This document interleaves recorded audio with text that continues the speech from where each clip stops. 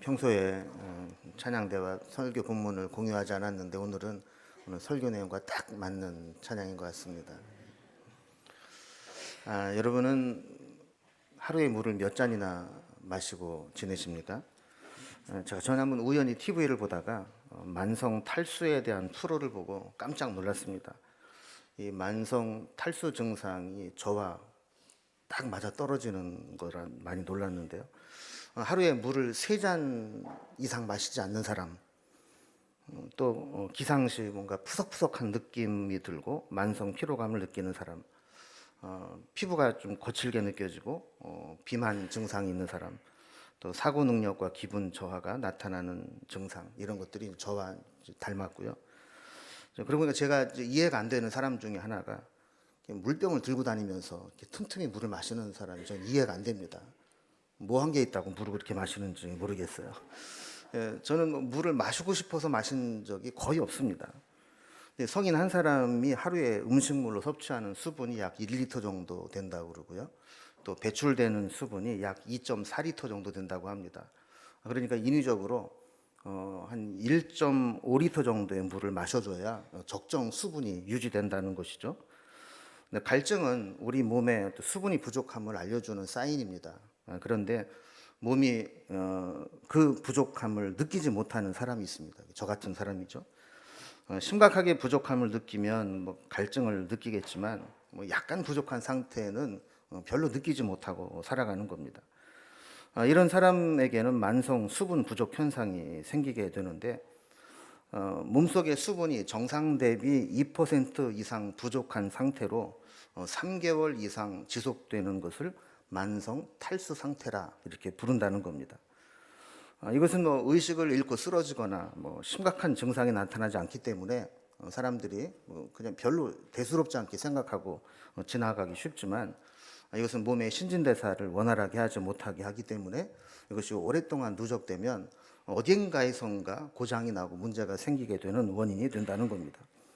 근데 물을 충분히 안 마시는 것도 문제지만 도움이 안 되는 음료를 지속적으로 마시는 것도 문제입니다.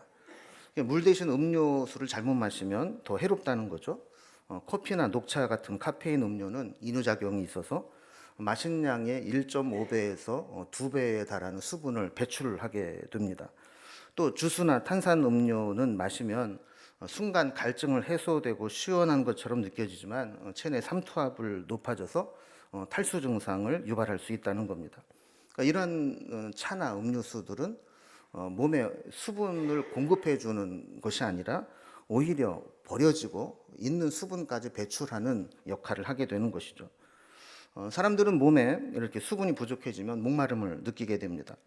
근데 몸만 갈증을 느끼는 것이 아니라 우리의 정서나 우리의 영혼도 뭔가 채워져야 될 것들이 채워지지 않으면 갈급함을 느끼게 됩니다. 배우지 못한 분들은 배움에 대한 갈증이 있습니다. 또 가난을 겪으신 분들은 재물에 대한, 돈에 대한 갈증이 있습니다. 또 인정받지 못하고 외로움 가운데 지냈던 사람들은 사람들에게 인정받고 싶은 갈망이 있습니다. 그러나 무엇보다도 우리에게 중요한 갈증은 영혼의 갈증입니다. 하나님의 은혜로 체험받지 못하면 우리의 삶은 정상적으로 작동되지 못하고 여기저기에서 문제가 발생하게 됩니다. 오늘 본문에도 보면 이런 심각한 영적 만성 탈수 증상을 가지고 있는 이스라엘 백성들의 모습이 나옵니다. 바벨론의 포로로 끌려가서 쉽게 돌아오지 못하고 시간이 지나도 계속 노예 생활을 반복해야 될 때 이스라엘 백성들은 하나님을 잊기 시작했고 바벨론에 적응하며 정착하는 마음의 자세로 바뀌게 되었습니다. 그 과정에서 하나님을 잊게 되고 바벨론식 사고와 생활에 익숙해져 간 것이죠. 하나님은 그러한 삶이 그들의 양식이 될 수 없고 배부르게 하지 못할 것이라고 말씀하고 있습니다. 하나님을 찾고 하나님을 채워야 되는 부분이 있는데 그것을 다른 것으로 채우려고 하니까 결국에 중요한 문제들이 해결되지 못한다는 것이죠. 서서히 하나님의 은혜로부터 멀어져 가고 하나님의 은혜의 공급이 끊어지게 되는 것입니다. 그래서 하나님은 오늘 본문에 보면 호객행위를 하듯이 이스라엘을 부르시면서 그들에게 은혜를 파는 모습으로 나옵니다. 그런데 이상한 호객행위입니다. 호객행위를 한다는 것은 손님을 만나서 물건을 팔고 이윤을 남기겠다는 것인데, 이 하나님의 호객행위는 이윤이 없는 그냥 퍼주는 호객행위입니다. 마치 풍성한 상을 차려놓고 초대해서 대접하는 것과 같습니다.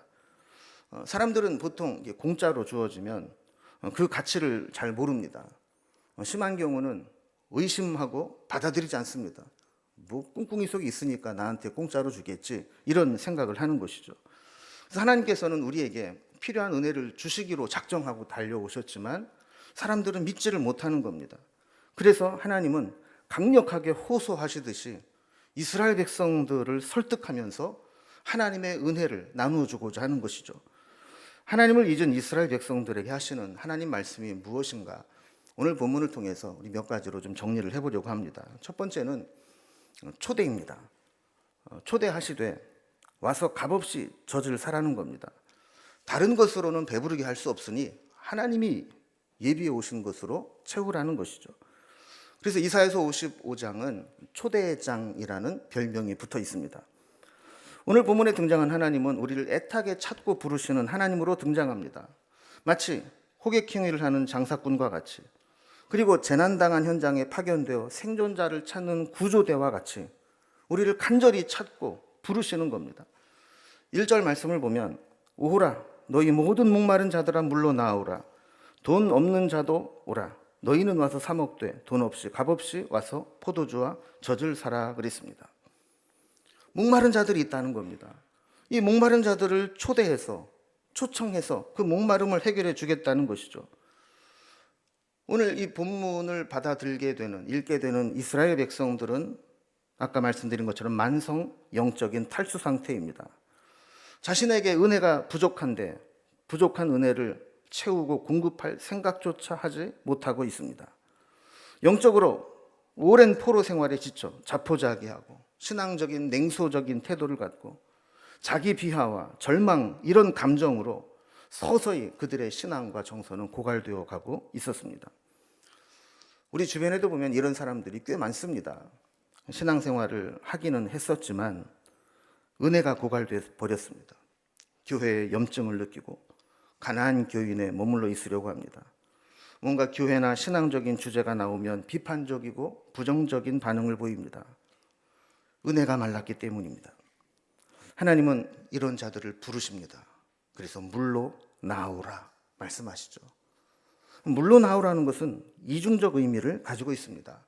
하나는 물이 있는 곳으로 나오라는 이야기고, 또 하나는 물은 바다를 상징하는 것으로 배가 들어오는 항구로 오라는 것입니다.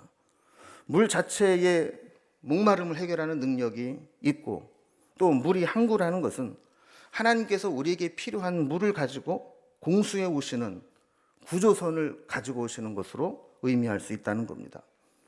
지금 이스라엘 백성들은 물을 자체적으로 공급하고 생산할 능력이 없습니다. 마치 우물도 말라버리고 강물도 말라버린 것과 같이 이 극도의 가뭄 상태에서 그 물을 얻을 데가 없습니다. 이럴 때에는 물탱크가 오든지 외부에서 생수가 공급되든지 해야 물을 공급받을 수 있는 것이죠. 그러니까 물로 나오란 이야기는 생수의 근원이 되는 물이 있는 하나님께 나오라, 이렇게 해석할 수도 있고, 하나님께서 공급하는 그 장소로 나오라, 이렇게 볼 수도 있습니다. 그런데 이 초청하는 내용이 조금 이상합니다. 분명히 말로는 사 먹으라, 사라 이랬는데 그 사는 것이 돈 내지 말고 값을 치르지 말고 와서 사라는 거예요. 그럼 매매라고 하는 것은 등가 교환의 원칙을 기본으로 합니다. 돈이든 뭐든 같은 가치에 있는 것을 교환하면서 매매가 이루어지는데, 사라 해놓고 값없이 사라는 거예요. 돈 내지 말고 사라는 겁니다. 왜 우리는 그 하나님이 공급해 주신 은혜를 값을 지불하지 않고 살 수 있는가? 몇 가지 살펴볼 수 있습니다. 첫 번째는 그것이 너무 귀한 것이기 때문에 우리는 값으로 매길 수도 없고 지불할 능력도 없기 때문에 그렇습니다. 두 번째 이유는 그것을 공급해 주시는 하나님은 너무 부유하신 분이기 때문에 우리가 지불하는 것을 받으실 필요가 없는 분이기 때문입니다. 세 번째는 이미 예수 그리스도께서 우리에게 필요한 것들, 우리가 지불해야 될 것들을 다 지불하셨기 때문에 우리는 대신 지불하신 것을 얻기만 하면 된다는 것입니다. 네 번째는 하나님께서는 원래 은혜로 나누어 주시기로 작정하고 오셨기 때문에 우리가 값을 지불하고 얻을 것이 아니라는 것이죠. 또한 하나님의 은혜가 놀라운 것은 우리는 목마름으로 나아갔는데 하나님은 목마름을 해결할 물만 주시는 것이 아니라 포도주와 젖을 더불어 주신다는 겁니다. 물은 생명과 회복의 상징입니다. 포도주는 기쁨과 풍요의 상징입니다. 그리고 우유, 젖은 축복과 번영의 상징입니다. 우리의 갈증을 해결하기 위해 하나님께 나아갔는데 하나님을 만나면 더불어 포도주와 젖을 함께 얻을 수 있듯이 하나님의 은혜는 우리의 어떤 수고로 얻을 수 없는 하나님의 전적이며 선행적인 선물이 되는 것입니다. 우리가 하나님께 얻는 은혜는 이런 것입니다. 하나님을 만나기만 하면 하나님께서는 우리가 구하지 않은 것까지 더불어 주시는 풍성한 은혜라는 것이죠. 그런데도 이스라엘 백성들은 오랜 포로 생활에 지쳐서 이런 하나님의 은혜를 잊고 살아가고 있습니다. 현실에 안주하며 하나님이 주신 은혜가 아닌 세상의 다른 것들에 눈을 돌리고 있었습니다. 바벨론에서 생존하고 적응하는데 온통 마음을 빼앗겨서 그곳에서 어떻게 하면 성공할 수 있을까? 어떻게 하면 잘 정착할 수 있을까? 여기에만 골몰하다 보니 하나님을 잊어가기 시작한 겁니다.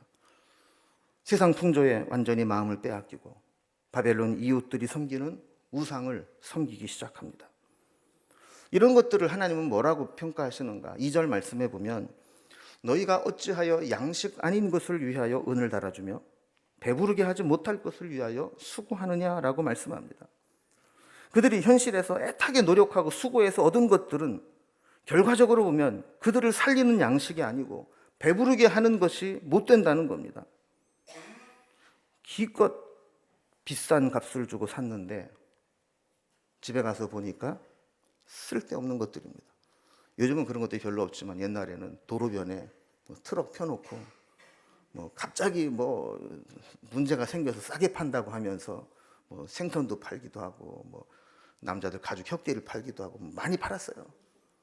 보기에 좋아 보여가지고 횡재했다고 사왔는데 집에 와서 보니까 거기서 본 거랑 다른 거예요. 사기를 당한 겁니다. 여러분, 우리 인생도 그럴 수 있습니다.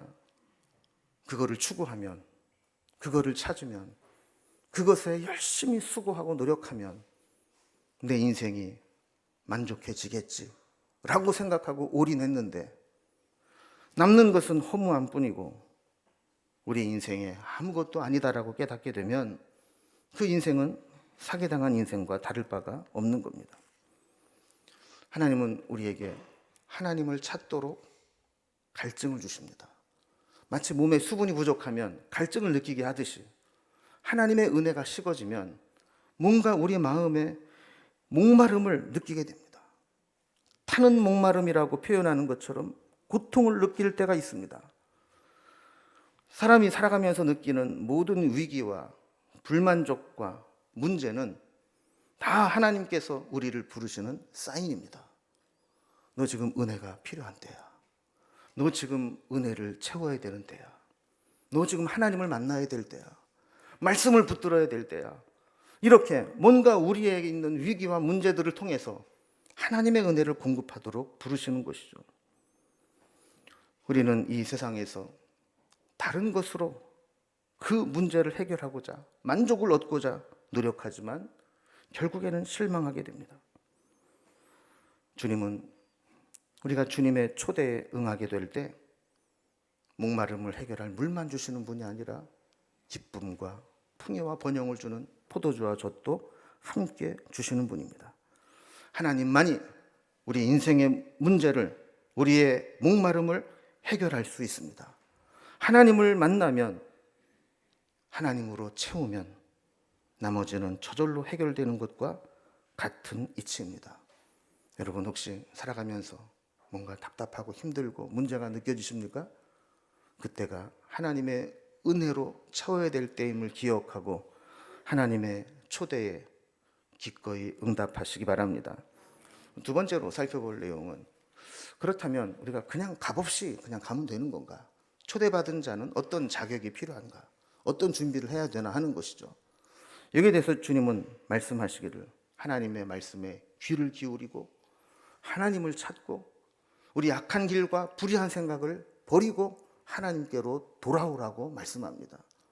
우리가 어떤 대가를 지불해야 되는 것은 아니지만 적어도 우리의 태도를 바꾸고 우리의 잘못을 수정하고 교환해야 될 필요는 있다는 것이죠. 하나님에 대한 갈증을 느끼는 자들은 갈증을 해결하기 위해서 준비해야 될 것들이 있다고 하는데요. 두 가지로 한번 정리를 해보겠습니다. 첫째는 하나님 말씀을 들어야 한다는 거예요. 근데 우리가 하나님 말씀을 들어야 합니다라고 이야기를 하면 너무 자주 듣는 이야기라 그 의미가 오히려 민감하게 들리지 않을 수 있습니다. 그러나 흔한 말씀이라 할지라도 그것이 가장 기본적이고 우선적인 것입니다.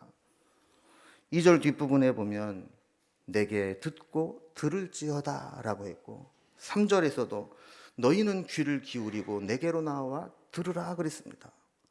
듣고 들을지어다, 귀를 기울이고 나와 들으라, 이렇게 들으라는 말을 반복해서 말씀하시는 것은 말씀을 듣는 것으로부터, 말씀을 듣고 순종하는 것으로부터 우리 영혼의 갈증이 해결되는 실마리가 풀린다는 것입니다.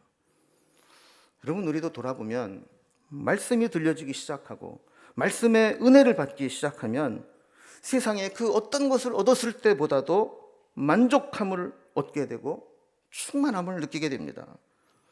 그래서 예수님도 사람이 떡으로만 살 것이 아니요 하나님의 입으로부터 나오는 모든 말씀으로 살 것이라고 말씀을 했고, 또 말씀에 들려질 때 생명의 역사가 나타나기 때문에 베드로 역시 영생의 말씀이 주께 있사오니 우리가 누구에게로 가오리까 하면서 말씀을 주시는 예수님께 붙어 있겠다고 결단하는 것을 보게 됩니다.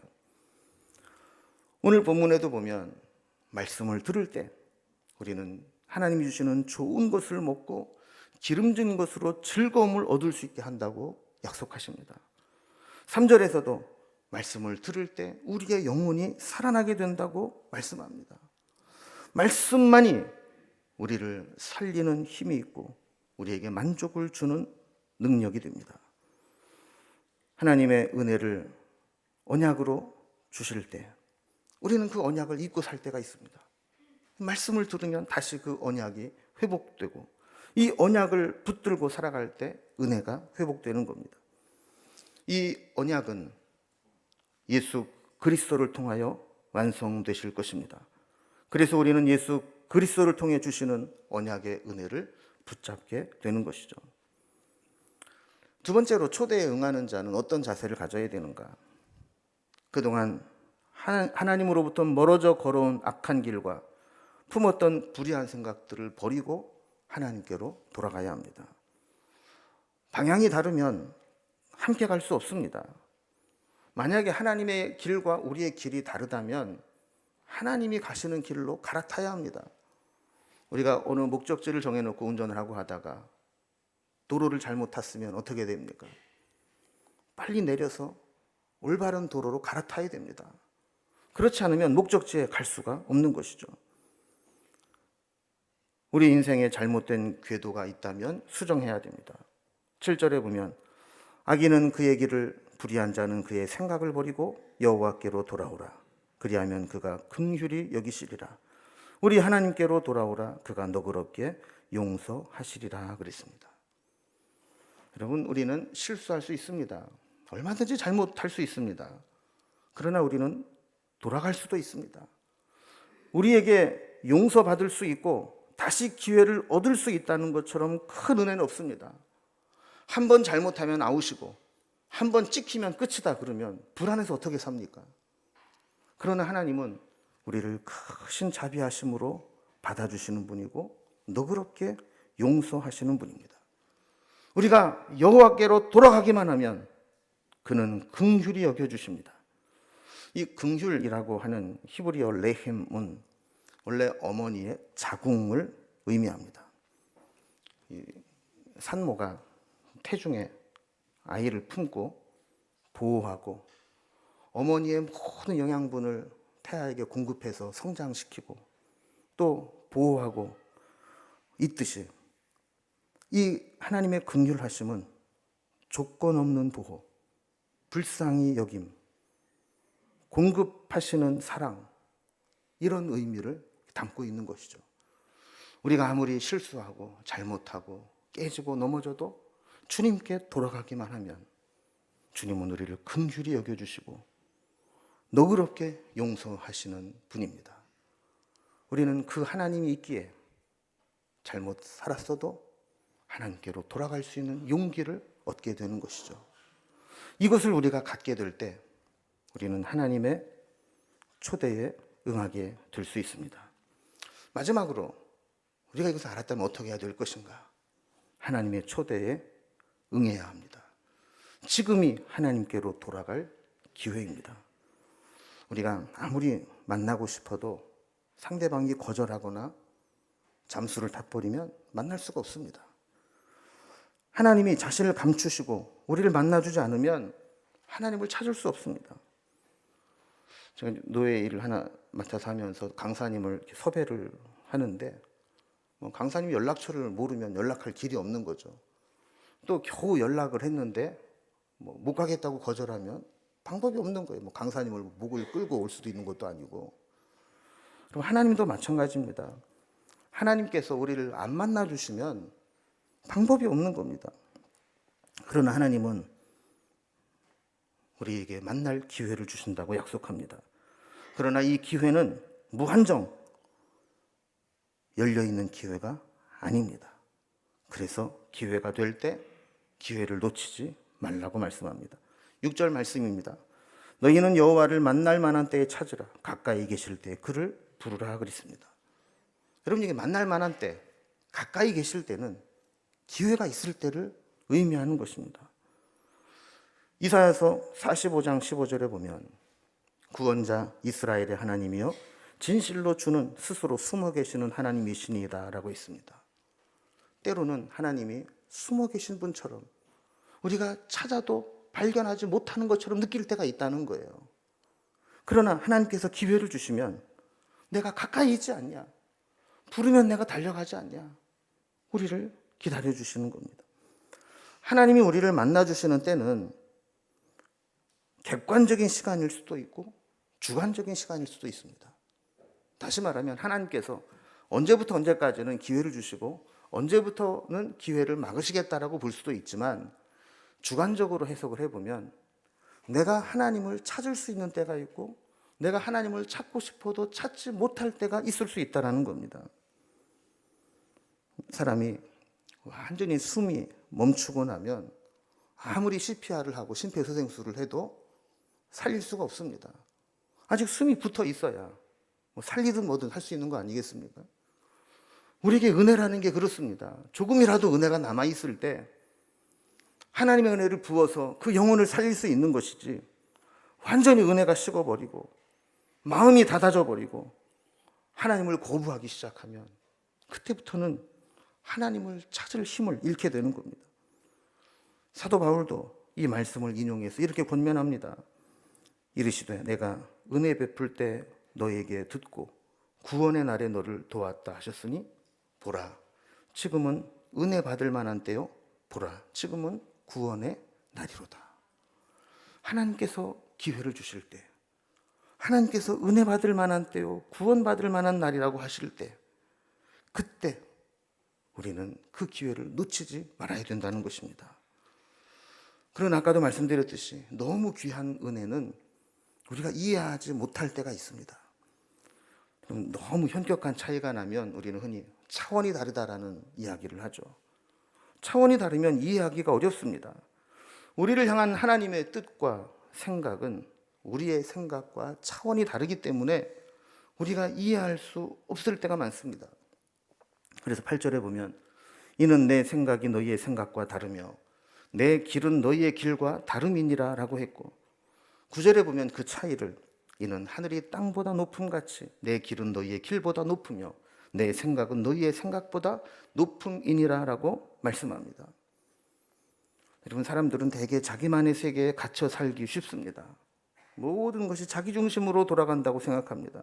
자기만의 상식과 논리, 자기만의 기준으로 세상을 판단합니다. 심지어는 자기만의 신앙, 자기만의 신학으로 하나님도 그 틀 안에서 이해하려고 할 때가 많습니다.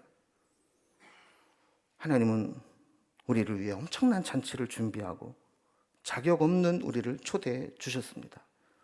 하나님은 이미 우리 인생에 개입하셔서 우리의 갈증과 목마름을 해결해 주시겠다고 말씀하십니다. 하나님으로 충분히 채우지 못하면 우리의 갈증은 해결되지 않습니다.